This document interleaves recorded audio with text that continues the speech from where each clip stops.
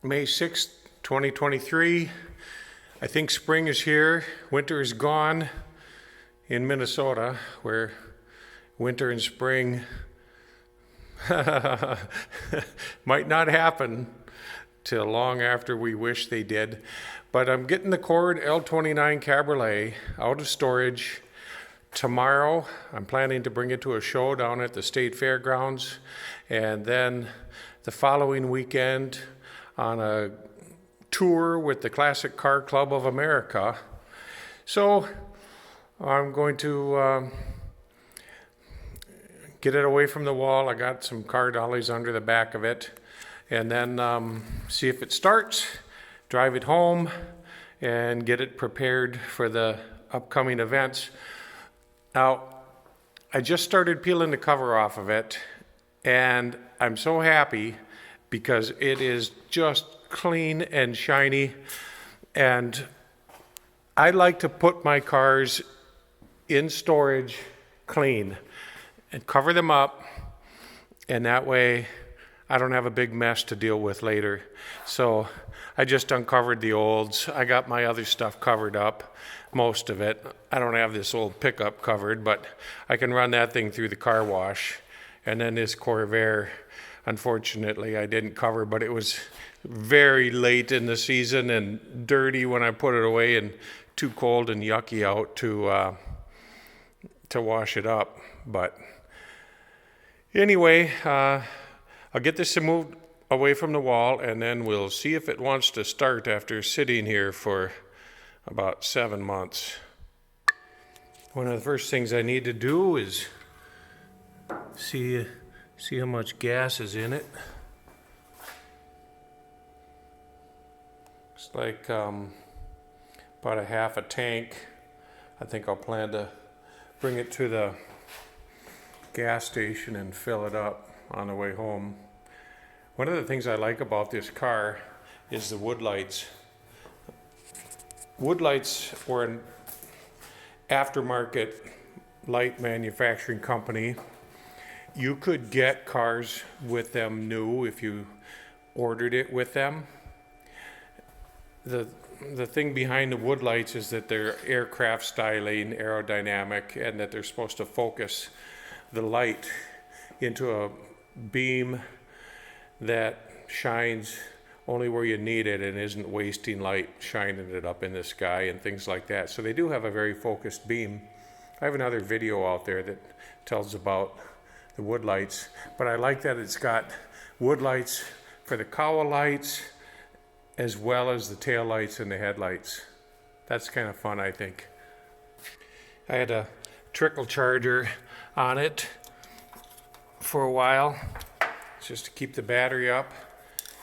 There's the straight 8 300 cubic inch 125 horsepower flathead engine, Chevrolet carburetor.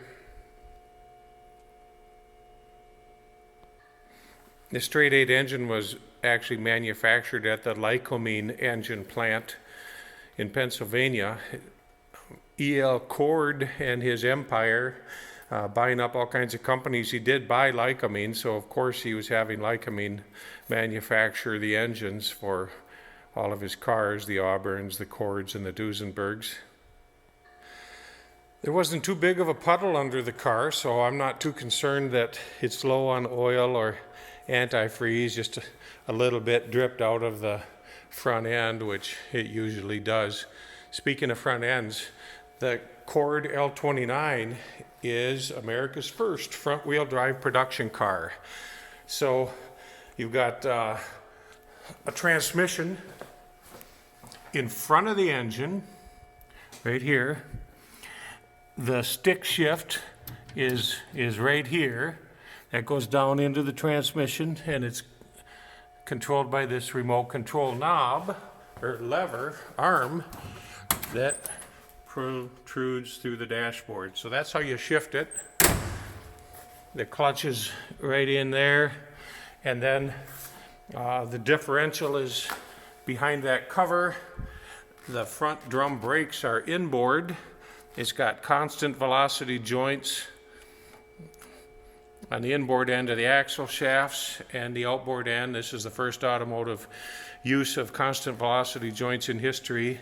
And a Dadayan front axle, which is what is supporting the weight of the car, and then the axle shafts are what actually drives the front wheels. You know, I like history, and the fascinating thing about the history of this was that E.L. Cord wanted something very different when he designed a car that he was going to adorn with his own name. And he wanted to be advanced in styling and engineering. So he called upon his friend Harry Miller, who was building front drive race cars that were very successful at the time, and he borrowed his engineer Cornelius Van Ranst, who had designed the front drive system, and he had him adapt the front wheel drive system from the Miller race cars onto the passenger car. So it was very cutting edge at the time, and it drives and handles very nicely with the front wheel drive setup. Now, the thing that he was able to accomplish with the front wheel drive is he didn't have to have a drive line under the car. So he was able to lower the car, lower the body, and it was at least 1 foot lower than its contemporaries, making it a very sleek looking, low slung car for its time. I'm going to make sure that the tires are full. Wire wheels, split rims.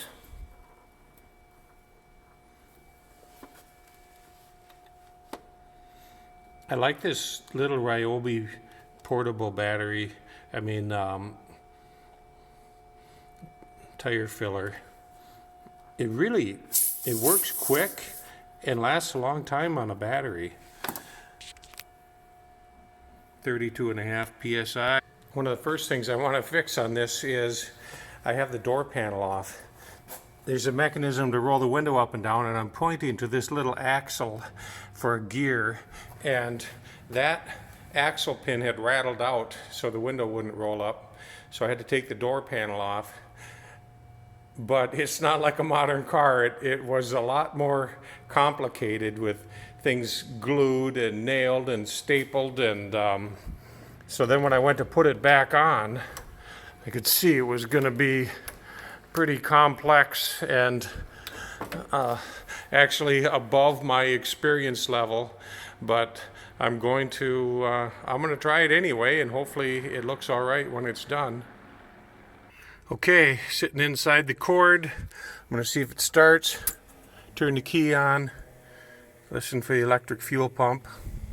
I hear it running. I'm sure the carburetor's dried out. I'll listen for the fuel pump to build some load.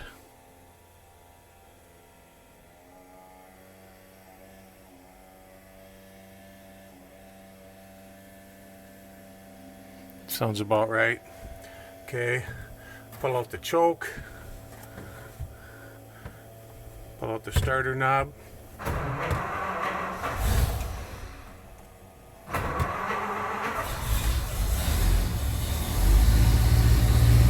Not too bad.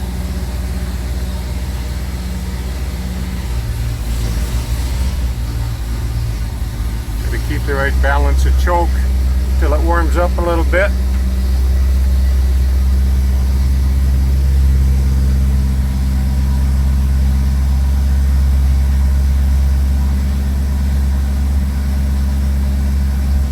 Oil pressure is about 38 pounds.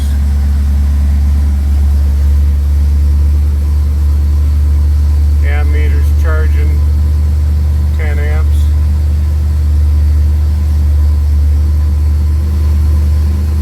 Okay, I'll get it back out of here. Here's the handbrake. I got to release that. Here's how the shifting pattern works. First,